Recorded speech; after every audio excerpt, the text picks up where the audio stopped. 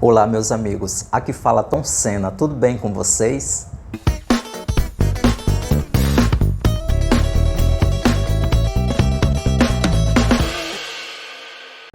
O aborto é um assunto que se estende por muitos anos no Brasil. A pauta já passou por inúmeras discussões. Não podemos iniciar um assunto tão delicado sem entender o conceito de vida dentro de nosso Estado de Direito. No aspecto constitucional, temos o artigo 5º que diz que todos são iguais perante a lei, de forma que seja garantida a inviolabilidade do direito à vida. O detalhe aqui é que não fica claro a partir de que momento se inicia a vida. Por isso, o STF, não podendo se valer da Constituição de forma clara e objetiva, deixou a cargo das leis nacionais e tratados internacionais decidirem sobre em que momento se inicia a vida, para a partir daí aplicar a famosa proteção jurídica ao indivíduo.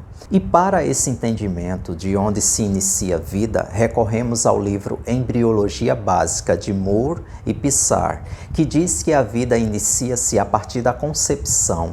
Qualquer dano que venha a ocorrer com um embrião se configura em morte de uma vida, porque leva-se em conta que agora existe um novo indivíduo, dotado de carga genética própria, ainda que dependente do corpo de sua mãe para o seu desenvolvimento. O jurista José Afonso da Silva diz que a vida não pode ser interrompida senão pela morte espontânea e inevitável. Já o Código Civil, em seu artigo 2º, também prevê que a lei põe a salvo, desde a concepção, os direitos do nascituro. Por isso existe essa preocupação de resguardar a vida desde a concepção. E esse é o posicionamento jurídico no nosso país, que a proteção à vida se dá ainda no útero materno. Alguém aí deve logo lembrar de um outro assunto bem delicado, a pesquisa envolvendo células tronco embrionárias. Mas não vamos fugir de nossa pauta. Como está a situação legal abortiva hoje no Brasil? O aborto é um crime, segundo a nossa legislação, e talvez em função de muita gente só conhecer essa informação de forma muito rasa, tenha acabado aderindo ao circo que se montou em torno de uma criança que acabou de fazer um procedimento abortivo em um hospital de Recife, já que existe toda essa necessidade mórbida, de autopromoção às custas da desgraça humana. Quando falamos em regra de lei, devemos lembrar que a lei ela comporta exceções e, nesse caso, se tratando de gravidez que põe em risco a vida da mulher ou menina, nos casos de abuso sexual e ainda nos casos do feto anencéfalo, se autoriza o aborto. O artigo 128 do Código Penal diz que o aborto é considerado legal quando a gravidez é resultado de abuso sexual ou põe em risco a saúde da mãe. Chegamos numa questão chamada conflito de direito. De um lado, um feto, uma vida que precisa ser protegida, e de outro, a dignidade, a vida de uma criança de 10 anos que vinha sendo abusada desde os 6 anos de idade por um tio. Aqui vamos para as redes sociais e, infelizmente, vamos nos deparar com postagens desse tipo. 4 anos sendo estrupada, até se engravidar e não falar nada com ninguém. Será que ela é tão inocente assim? Me perdoa, a maioria das mulheres de hoje estão pior que cachorras no cio. Na minha comunidade tem crianças de 10 anos que já estão com 2, 3 filhos nos braços. Estamos vivendo num mundo cruel, onde perderam completamente o temor de Deus. Mais uma inocente que vai pagar pelos erros dos pais. Se o pai e a mãe cuidassem dela como deveria, certamente isso não estava acontecendo com ela. Cláudia, senta lá.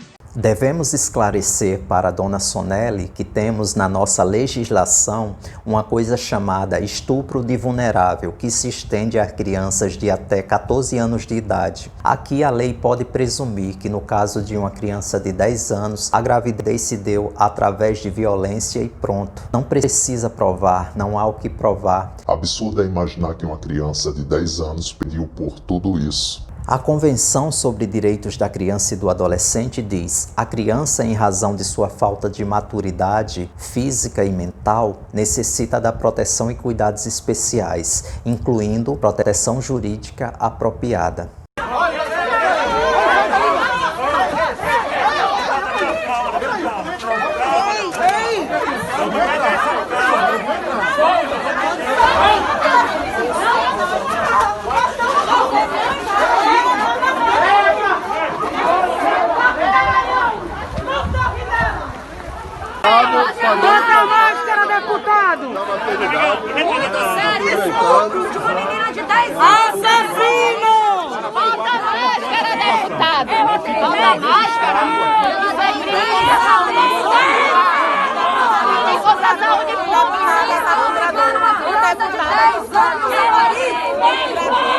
Vocês estão torturando a criança! O Estatuto da Criança e do Adolescente normatiza o princípio da proteção integral e garantia dos direitos fundamentais, definindo que toda criança e adolescente deve estar a salvo de qualquer situação violenta, aterrorizante, vexatória ou constrangedora. O falso moralismo é tão podre que essas pessoas que foram protestar nem ao menos tiveram a sensibilidade de se colocar na situação de sofrimento da menina ou de responderem a perguntinha básica que tomou conta das redes sociais. E se fosse sua filha de 10 anos, você levaria a gravidez até o fim? Silêncio total. Por fim, a tal Sarah Winter, que expôs a integridade da menina, violando descaradamente o Estatuto da Criança e do Adolescente, expondo o nome e localização da menina para poder se promover politicamente.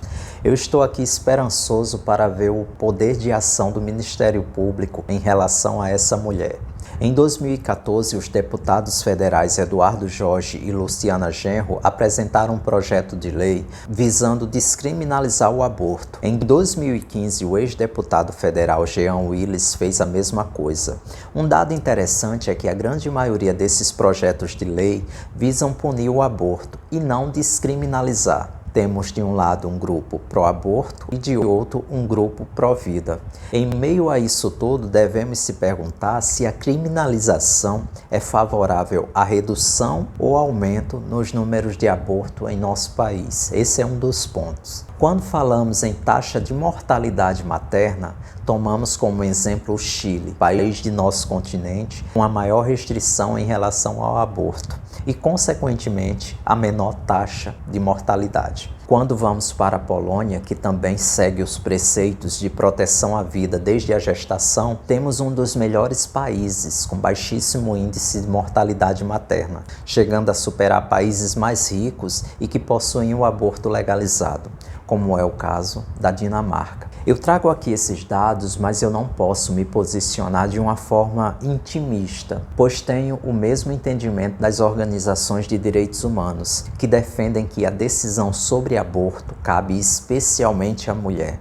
Afinal, quem é a vítima-alvo nisso tudo, se não a figura feminina? Assim, eu fico no campo legal e defendo que o aborto é um delito contra a vida e que sua proibição é um bem jurídico valioso para o nosso ordenamento legal. A sua prática atinge uma pessoa em condição indefesa, isso é indiscutível. No entanto, sempre nos confrontaremos com as exceções legais, como é o caso dessa menina. E para que as decisões sejam tomadas de forma no mínimo digna, deveremos apelar para a sensibilidade humana e colocar em prática as palavrinhas bonitinhas. Sororidade, empatia.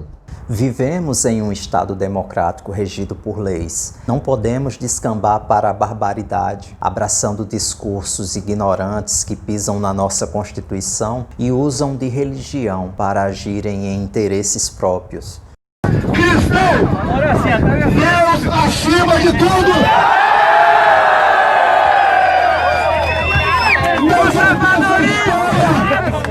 Essa historinha de Estado laico não! É Estado cristão!